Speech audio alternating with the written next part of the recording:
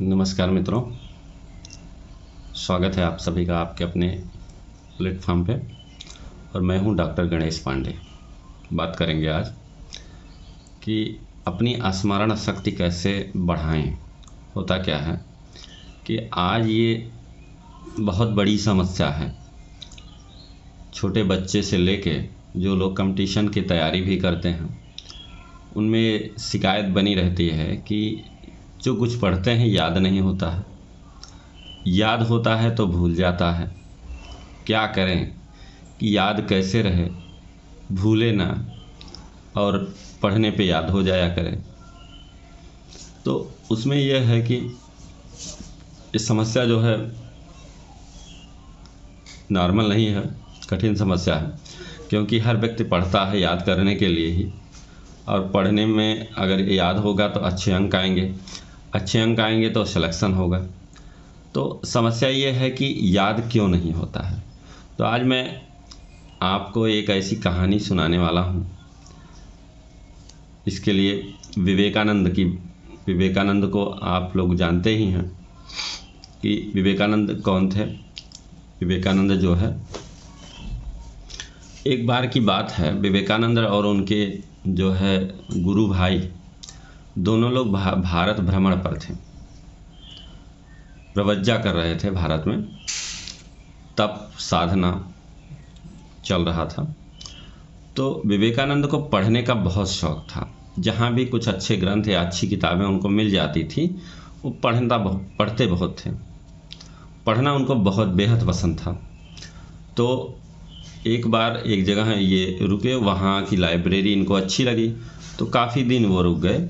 तो इनके गुरु भाई उनको अच्छी अच्छी किताबें छांट के ले आके देते थे और ये पढ़ते थे। पढ़ करके अगले दिन उनको वापस कर देते थे। फिर वो वापस करके दूसरी किताबें ले आते थे। तो ये सिलसिला जो है काफ़ी दिनों तक चलता रहा।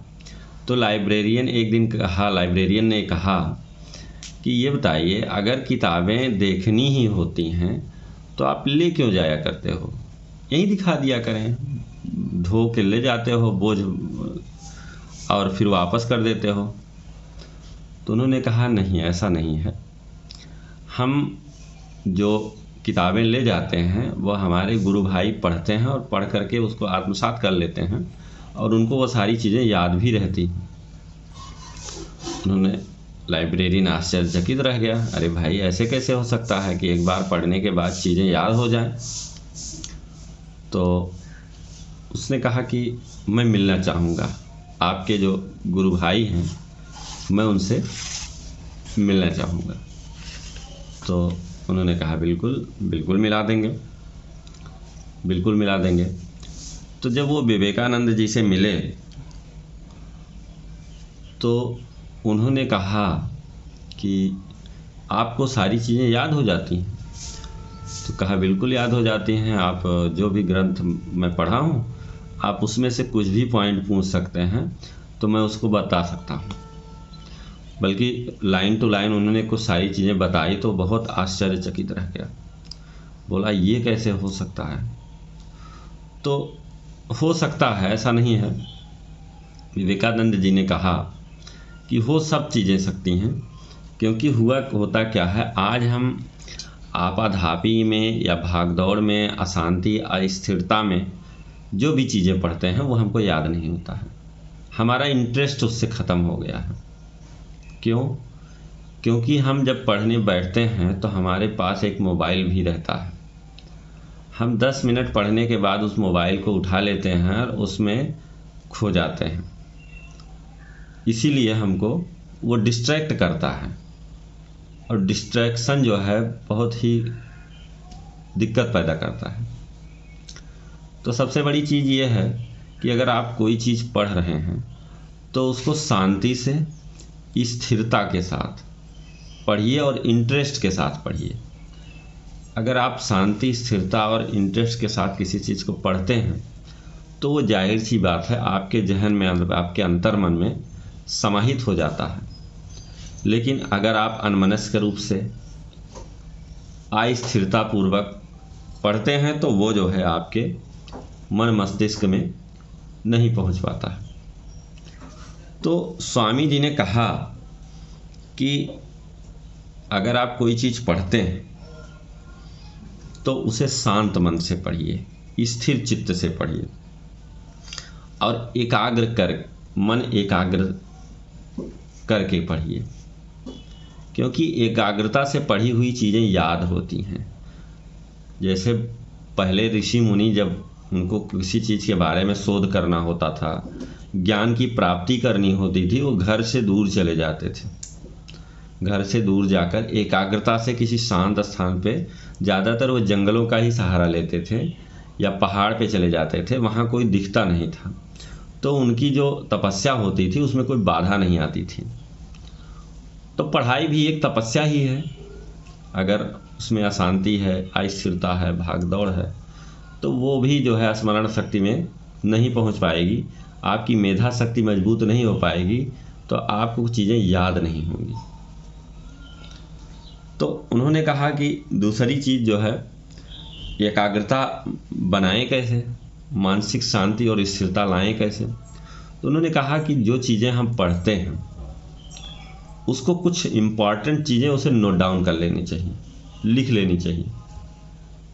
लिखने से क्या होता है, मन स्थिर हो जाता है। जब आप कोई चीज़ लिख रहे होते हैं तो एक तो आपका मन जो है, मन में भी वो वाचन हो रहा होता है और आपके हाथ जो चल रहे होते हैं, और कहीं ना कहीं हम लिखते समय मुंह से भी कुछ बोलते हैं जो लिखते हैं।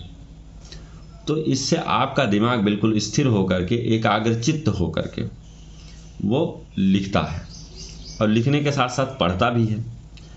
तो 2-3 क्रियाएं एक साथ होती हैं, तो इससे एकाग्रता जब बनी रहती है तो वो चीज़ें जल्दी याद होती हैं। तो इसीलिए लिख के ज़रूर पढ़ना चाहिए। तीसरी चीज़ ये है कि जिन चीज़ों को हमें याद करना है, हमें रटने का ही सहारा नहीं लेना चाहिए। उन चीज़ों को बिल्कुल समझना चाहिए, समझ करके पढ़ना चाहिए। अगर हम समझ करके पढ़ते हैं तो चीज़ें बहुत आसानी से याद हो जाती हैं और हमको फिर बार बार याद रहती हैं और हमारे अंतर मन में जो है समाहित हो जाती हैं और वो कभी जल्दी भूलती नहीं। तो ये जो 3 पॉइंट हुए अपनी स्मरण शक्ति को बढ़ाने के, मेधा शक्ति को बढ़ाने के, ये सबसे महत्वपूर्ण पॉइंट होते हैं। तो अब इन मन को स्थिर बनाया जाए कैसे। मन को स्थिर बनाने के लिए आपको जीवन के 24 घंटे में से कुछ समय अपने शरीर और मन पे भी देना पड़ेगा। जैसे स्थिरता लाने के लिए आपको ध्यान की ज़रूरत होगी, मेडिटेशन की ज़रूरत होगी। शांत चित्त होकर के, आंख बंद करके आप कहीं बैठ जाइए, अपने विचारों के प्रवाह को रोकिए, क्योंकि ध्यान क्या है, अपने विचारों के प्रवाह को रोकना ही ध्यान है। ठीक है। तो जब आपका ध्यान बिल्कुल एकाग्रचित हो जाएगा तो आप जो भी चीज़ें पढ़ेंगे याद होता जाएगा। तो यही युक्ति आप लोग भी अपनाइए और अगर ये चीज़ें अच्छी लग रही हों तो इसको ज़्यादा से ज़्यादा लोगों तक फैलाइए, जिससे ज़्यादा से ज़्यादा लोगों को लाभ मिल सके। तो बेस मित्रों, आज के लिए इतना ही। फिर मिलेंगे एक नई वीडियो के साथ। तब तक के लिए जाने से पहले चैनल को सब्सक्राइब अवश्य कर लीजिएगा और बेल आइकन बटन ज़रूर दबा लीजिएगा। धन्यवाद।